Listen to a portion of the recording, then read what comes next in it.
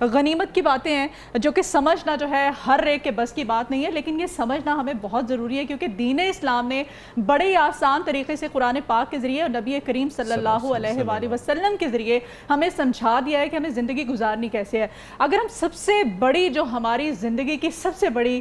نعمت ہے وہ یہ ہے کہ ہم نبی پاک صلی اللہ علیہ وآلہ وسلم کے امتی ہیں، میرے خیال سے اس سے بڑی کوئی نعمت نہیں ہے۔ اسی کا شکر ادا کرتے رہیں تو اللہ تعالیٰ جو ہے اس میں ہماری نعمتوں میں اور کتنا اضافہ کر دیں گے، ہمارے وہم و گمان میں بھی نہیں ہے۔ ہم کیسے صبر اور سکون، کیونکہ بے صبری جو ہے آپ نے بتایا کہ اللہ تعالیٰ نے فرما دیا ہے کہ انسان جو ہے بے صبر ہے، کیسے اپنی باری کا ہمیں انتظار کرنا چاہیے، کیا کرنا چاہیے اور ہمیں کہ ہمارے اندر یہ جو بے صبری ہے نا کہ نہیں بہت جلدی اگر مجھے یہ ہے کہ مجھے فلاں گاڑی لینی ہے یا مجھے گھر لینا ہے، تو یہ بے صبری جو ہے یہ کیسے ہم ختم کر سکتے ہیں؟ میں اسی میں معذرت کے ساتھ ایک اور چیز بھی ٹوک کرنا چاہوں گا کہ ہم بل جمع کروانے کے لیے اپنی لائن میں باری پہ انتظار نہیں کرتے، وہاں پر لائن توڑ دے، ہاں جی، تو باقی معاملات تو بہت بڑے ہیں، رہنمائی فرمائیے گا کیا کریں؟ شروع میں نے ایک بات عرض کی تھی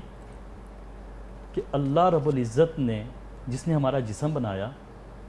اسے معلوم تھا کہ اس کے اندر ہم کس جگہ پہ کمیاں کوتاہیاں موجود ہیں، ان کمیاں کوتاہیوں کو سامنے رکھتے ہوئے انبیاء کو بھیجا جاتا ہے جو خصوصی تعلیمات لے کر آتے ہیں، ان تعلیمات کے ذریعے وہ ہماری کمیاں کوتاہیاں ختم کر دی جاتی ہیں۔ خیر، ان تمام مسائل کا حل صرف ایک ہی ہے کہ ہم محمد رسول اللہ صلی اللہ علیہ وسلم جن کو ہم آخری نبی مانتے ہیں،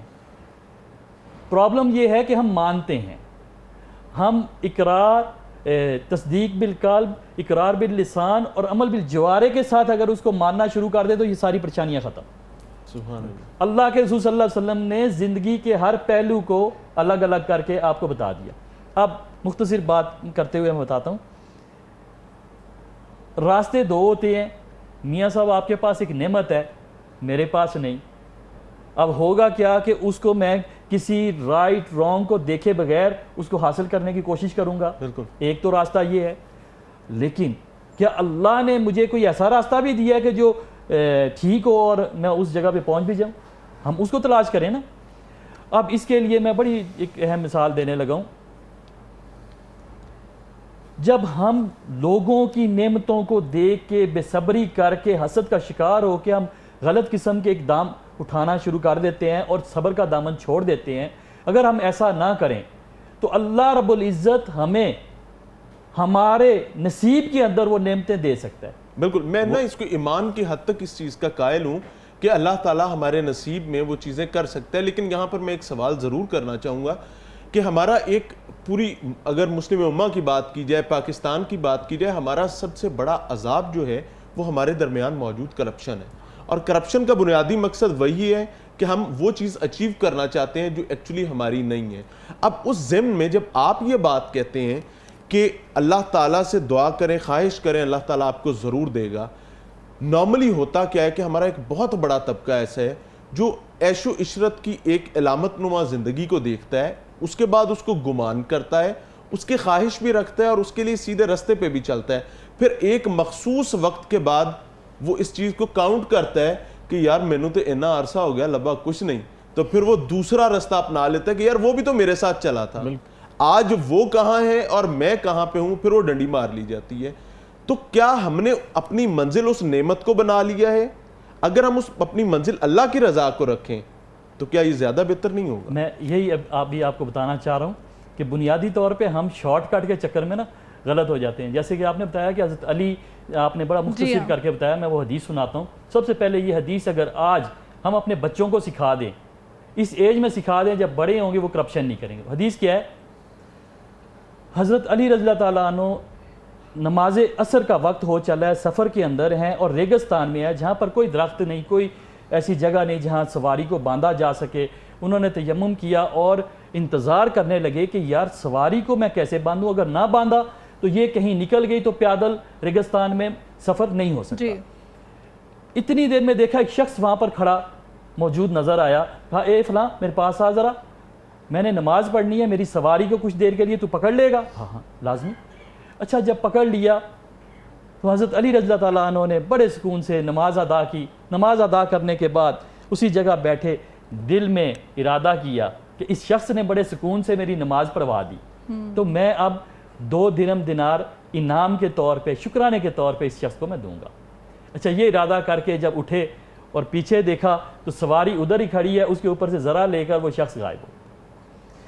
اب بڑے پشیمان کے یار ننگے گھوڑے پہ تو سفر بھی نہیں ہوتا۔ یاد آیا کہ پیچھے ایک مارکیٹ تھی، اس مارکیٹ میں جا کر میں اپنی وہ ذرا اپنے لیے ذرا خریدتا ہوں۔ واپس چلے تو جب وہاں پر پہنچے تو میاں صاحب کیا منظر دیکھتے ہیں، انہی کی ذرا ہے لٹکی ہوئی ہے، وہی زین جو تھی وہ وہاں پر لٹکی ہوئی ہے۔ اب فوری طور پہ اس شخص سے کہنے لگے جو دکاندار تھا کہ اے فلاں یہ کتنے کی ہے؟ اس نے کہا جی ابھی 2 درہم دینار میں وہ شخص بیچ کر گیا ہے، آپ کو 2.5 میں دوں گا۔ اللہ اکبر۔ اب اس سے کتنا زبردست نتیجہ سامنے آیا کر چکے تھے کہ انعام دوں گا میں۔ اب میں جو کاؤنٹنگ کر کے بتاؤں گا کہ اس میں نہ وقت آگے پیچھے ہوا نہ وہ رقم آگے پیچھے ہوئی، اس کی قسمت میں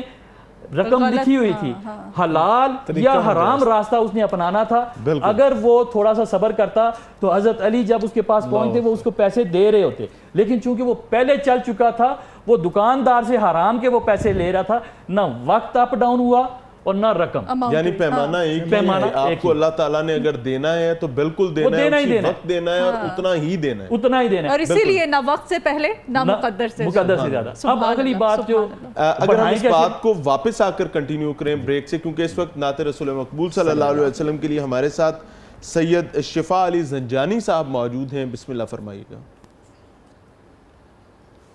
روک لیتی ہے آپ کی نسبت تیر جتنے بھی ہم پہ چلتے ہیں، یہ کرم ہے حضور کا ہم پر، آنے والے عذاب ٹلتے ہیں کریم و کرم خصال وہی بھیک دیتے ہیں، حسب حال وہی ان کو آتا نہیں زوال کبھی، قسمتیں جن کی وہ بدلتے ہیں، یہ کرم ہے حضور کا ہم پر، آنے والے عذاب ٹلتے ہیں، اور وہ سمجھتے ہیں بولیاں سب کی وہی بھرتے ہیں، جھولیاں سب کی، آؤ دربار مصطفیٰ کو چلے، آؤ دربار مصطفیٰ کو چلے، کھوٹے سے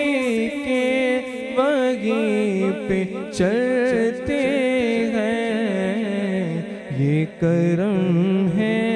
حضور کا ہم پر، آنے والے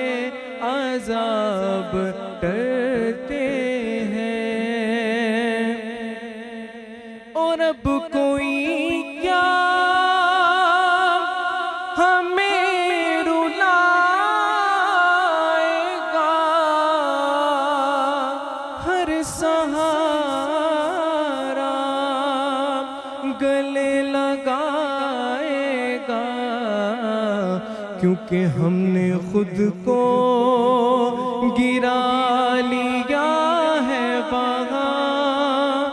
گرنے والے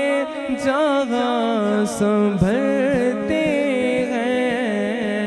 ہم نے خود کو گرا لیا ہے وہاں گرنے والے جگہ